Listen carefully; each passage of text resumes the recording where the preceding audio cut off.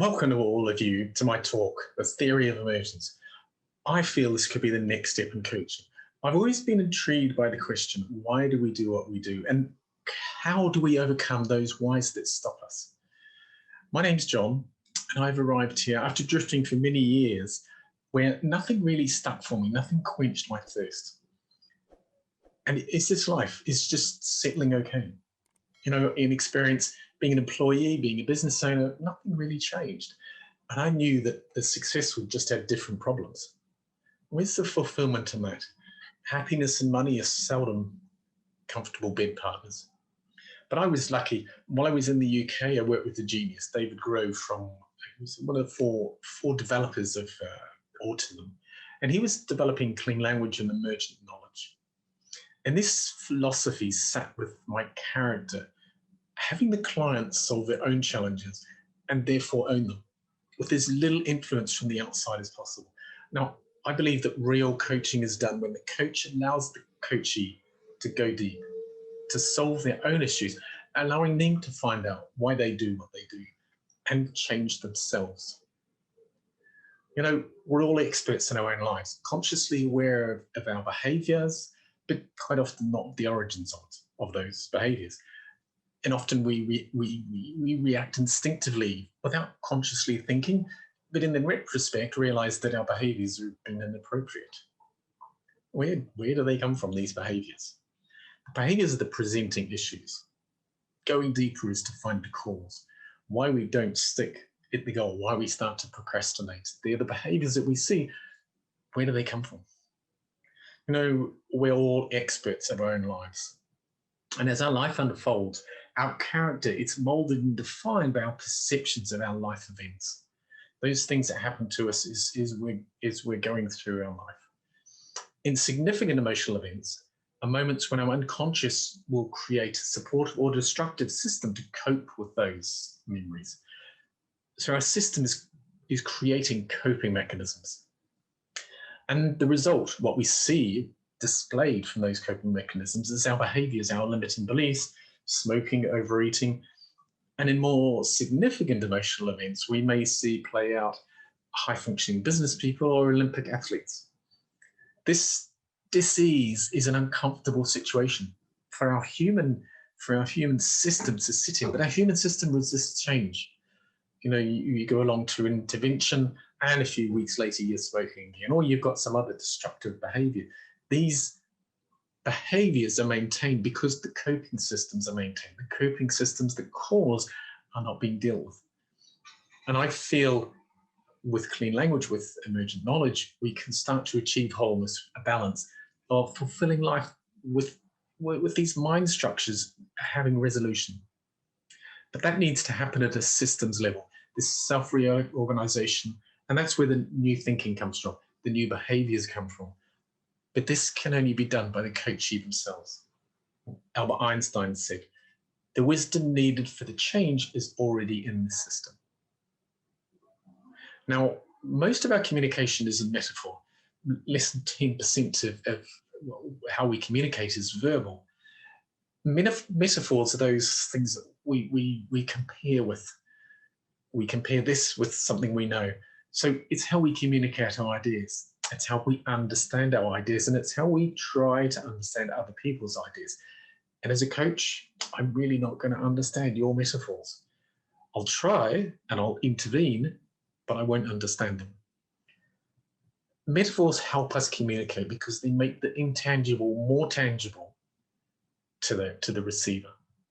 Now, clean language is a technique, it's a process of questioning, discussion that allows the coachee to uncover, to explore, to interrogate their own personal metaphors.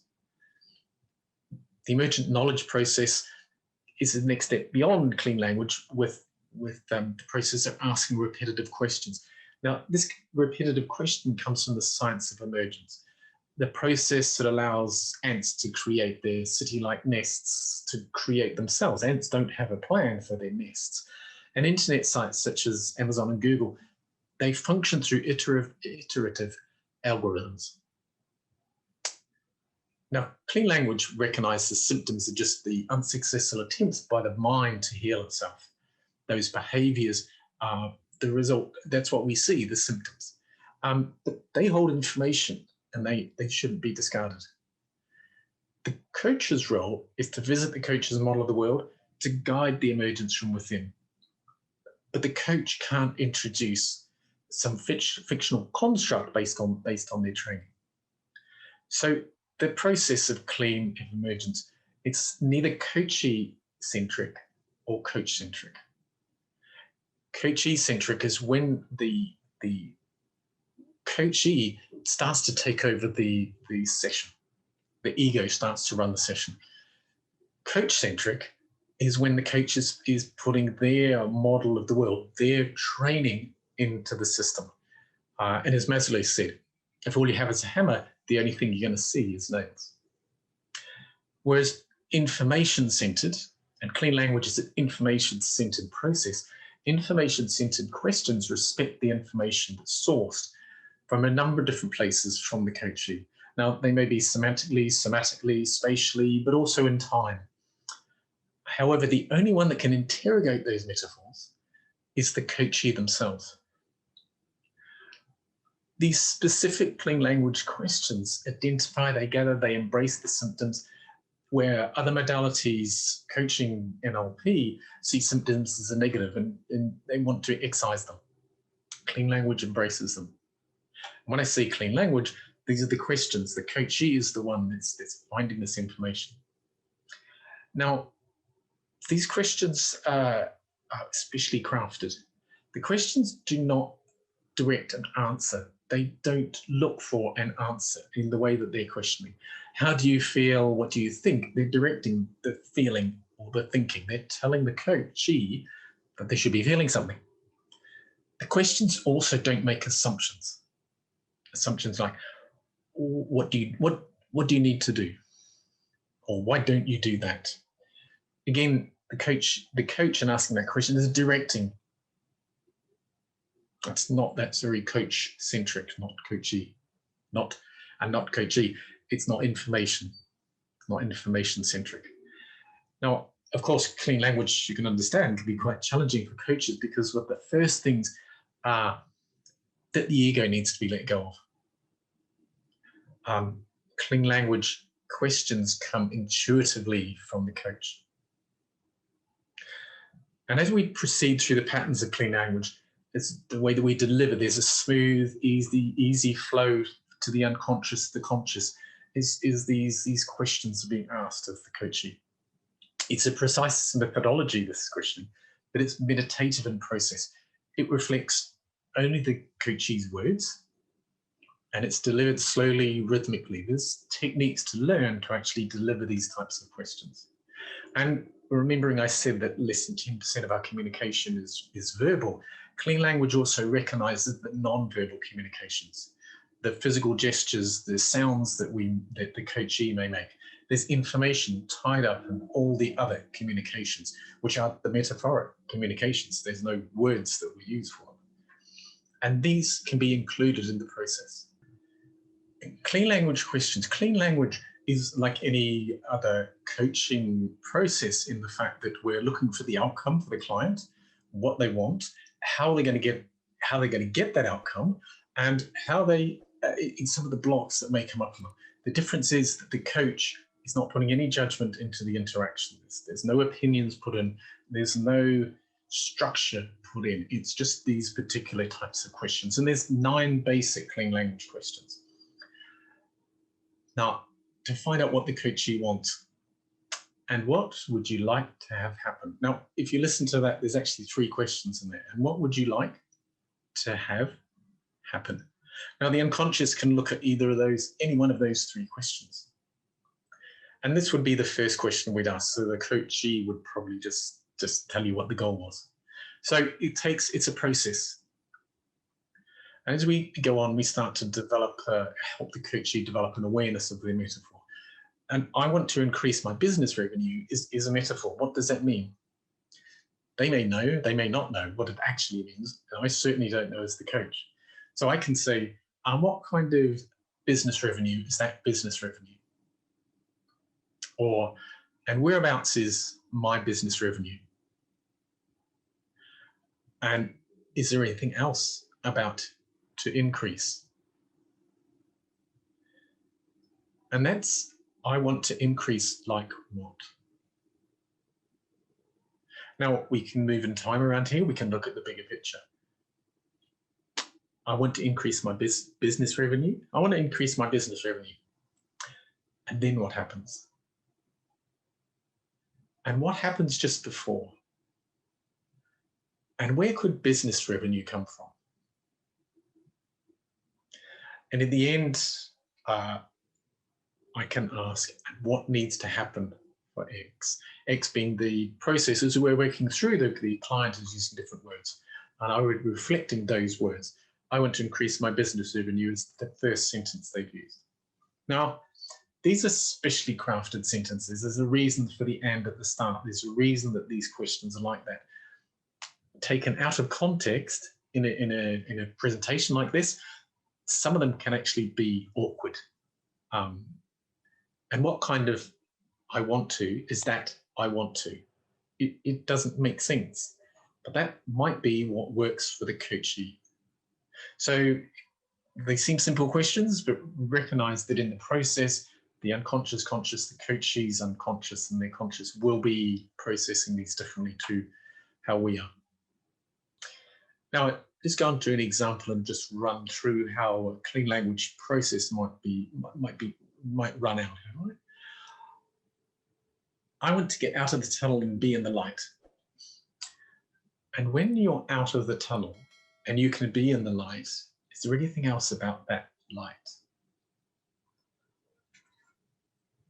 I feel relieved, like a great weight's been taken off my shoulders. And what kind of weight is that weight? And when you feel relieved and in the light, what happens next? And can you get out of the tunnel? No, because my feet are stuck in the ground. And what kind of stuck is that stuck? Is there anything else about the feet that are stuck? All right, so this is running through the system. There's a little bit more flow in there. Remembering this is also out of context, but I'm pulling out words. So particular words in reflecting the words the client said. They might be single words or they might be group of words. I've used I feel in there, or you feel, only because they're the words from the client. I'm, as the coach, not directing them to feel. It's a word that the coachee has used. Emergent knowledge. Now, emergent knowledge is the step on from clean language. Clean language is a series of questions that are asked with as the coachee is answering them, whatever question comes up with the coach intuitively. Emergent knowledge is a step on from that. Emergent knowledge is the repetitive reflection of those questions, and they're repeated 6 times. So the philosophy of emergent knowledge is we looked at the social network structures, which show us that there's 6 separate points, 6 degrees of separation. And emergent knowledge recognizes that there'll be about 6 logical steps to the evolution of a new level of thinking from within the coachee's process. So by asking 6 questions, 6 repeated questions, we form the weak links that create this social network structure. And from these weak network, this small world network, is where the new information comes from.